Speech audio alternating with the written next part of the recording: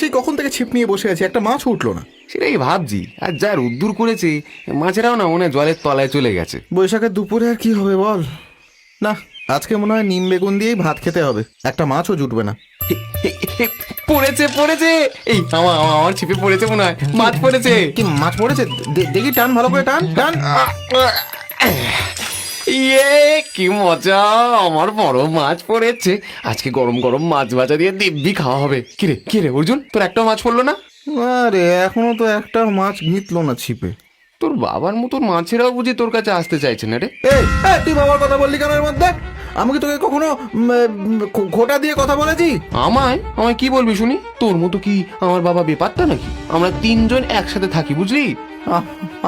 আমারও বাবা আছে, ঠিক আছে। যেদিন বাবা সকলের সামনে চলে আসবে সেদিন দেখবি একেবারে। হ্যাঁ, ঠিক আছে যা যা। দেখতে দেখতে 10 বছর হয়ে গেল, এখনো বাবাকে তো নিজের চোখে দেখলি না। ওর আবার বাবা নাকি আসবে, ফালতু কথা যত সব।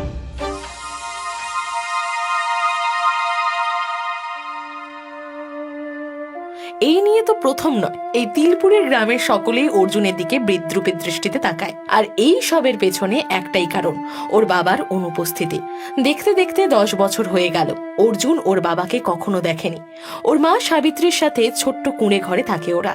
ওর মা মাঠের থেকে শাকসবজি তুলে হাটে বিক্রি করে। কোনো মতে সংসার চলে মা ছেলের।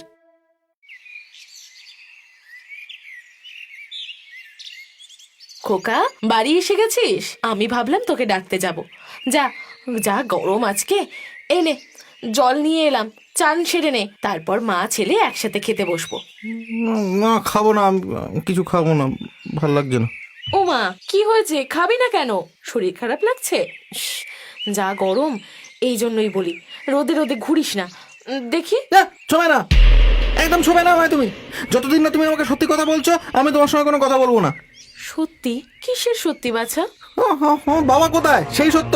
আমি কার ছেলে? কি আমার বংশ পরিচয়? বলো মা, বলো। আবার সেই এক কথা। তোকে আমি কতবার বলেছি এই নিয়ে আমি তোকে কিছু বলতে পারবো না। তুই যা, চান করে আয়, আমি খেতে দিচ্ছি। না, আমি যাবো না, আমি যাবো না। আজকে আমি কিছুতেই খাবো না মা, যদি না তুমি আমাকে আমার বংশ পরিচয় বলো। আমি অন্য জল সব পরিত্যাগ করবো, কারণ গ্রামের ছেলেদেরই অপমান আমি আর সহ্য করতে পারছি না। আমি কি করব বাছা? তোর পিতৃ পরিচয় যে তোর জন্য বিপদ ডেকে আনবে। না না না, এ আমি কিছুতেই হতে দেব না, কিছুতেই না। তখন সন্ধে পেরিয়ে রাত হয়েছে। সাবিত্রী একটা থালায় গরম গরম রুটি, তরকারি আর মিষ্টি সাজিয়ে ঘরের দিকে এগোলো। অর্জুন সেই যে দুপুরে দৌড় দিয়েছে, এখনো খোলেনি। সাবিত্রী ভাবে এ তার ছেলে মানুষই, কিছুক্ষণ পর ঠিকই ছেলের মন ভুলে যাবে। সে দরজায় ধাক্কা দিয়ে বলল, খোকা, বাছা ধর আমার, দরজা খোল। না, কিছুতেই না, আমি কিছুতেই দরজা খুলবো না। অমন করে না বাবা, মাকে এমন করে কষ্ট দেয় না সোনা। দেখ আমি তোর জন্য কি এনেছি।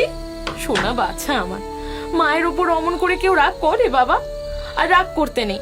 এই দেখ, আমি তোর জন্য ধীরেন ময়রার দোকান থেকে পান্তুয়া এনেছি, দেখ। আমি বললাম তো আমি খাবো না, আমি খাবো না। নিজের বাবার পরিচয় না জানা অবধি আমি কিছুই মুখে দেবো না, কিছুতেই না। এরকম জেদ করতে নেই খোকা, তুই হাঁ কর, আমি নিজের হাতে তোকে খাইয়ে দেবো। নে নে, খা বাবা। খাবো না, আমি বলছি তো। যতক্ষণ আমার বাবার সম্পর্কে জানবো আমি কিছুতেই খাবো না। অসভ্য জানোয়ার ছেলে, খাবারের থালা ফেলে দিলি তুই? তুই জানিস ওই এক বেলার খাবার জোগাড় করতে আমার কত কষ্ট করতে হয়েছে? কতটা মাথার ঘাম পায়ে ফেললে হাড়িতে চাল জোটে, তুই জানিস? বাবার পরিচয় চাই না তোর? হ্যাঁ, তবে শোন, তুই কোনো সাধারণ ঘরের ছেলে নয়। হ্যাঁ, তুই জমিদার বলরাম মুখার্জির ছেলে, চট্টরাজপুরের জমিদার বলরাম মুখার্জির ছেলে তুই। তুমি কি বলছো মা? আমি জমিদারের ছেলে, কিন্তু কি করে? আমার বাবা কোথায়? সে অনেক কাহিনী খোকা, আমি তোকে সব বলবো, কিন্তু তার আগে কথা দে, তুই এই কথাটা কাউকে বলবি না। না, আমি কাউকে বলবো না। তুমি বলো আমার বাবা কোথায়? আমার চট্টরাজপুরই বা কোথায়? এই গ্রামের থেকে 60 কিলোমিটার দূরেই অবস্থিত চট্টরাজপুর। সেই চট্টরাজপুরের জমিদার ছিলেন তোর বাবা বলরাম মুখার্জি। আমার যখন 18 বছর বয়স, তখন আমি বিয়ে করে জমিদার বাড়িতে আসি। বিয়ের পর 2 বছর দিনগুলো কেটেছিল স্বপ্নের মতো। তোর বাবা বড্ড ভালো মানুষ ছিলেন, প্রজারা তাকে ভগবানের মতো শ্রদ্ধা করত। কিন্তু হঠাৎ করেই তোর বাবার শরীর খারাপ করতে শুরু করলো। কখনো জ্বর, কখনো সামান্য কারণেই বমি। ধীরে ধীরে জলজ্জান্ত মানুষটা শয্যাশায়ী হয়ে পড়ল। আমি সেদিন উদ্বিগ্ন হয়ে নায়ব মশাইকে বললাম, নায়ব মশাই, আমি যে আপনাকে গঞ্জের বড় ডাক্তারকে খবর দিতে বলেছিলাম, তিনি কবে আসছেন? আসলে গিন্নিমা, তাকে খবর তো দেওয়া হয়েছে, তিনি কবে আসবেন সেটা তো বলতে পারছি না। কি এ আবার কি কথা নায়েব মশাই? এদিকে জমিদার বাবুর শরীর দিন দিন খারাপ হচ্ছে আর আপনি বলছেন ডাক্তার কবে আসবে আপনি জানেন না? না না, এটা খুব দায়িত্ব জ্ঞানহীন কাজ করছেন আপনি।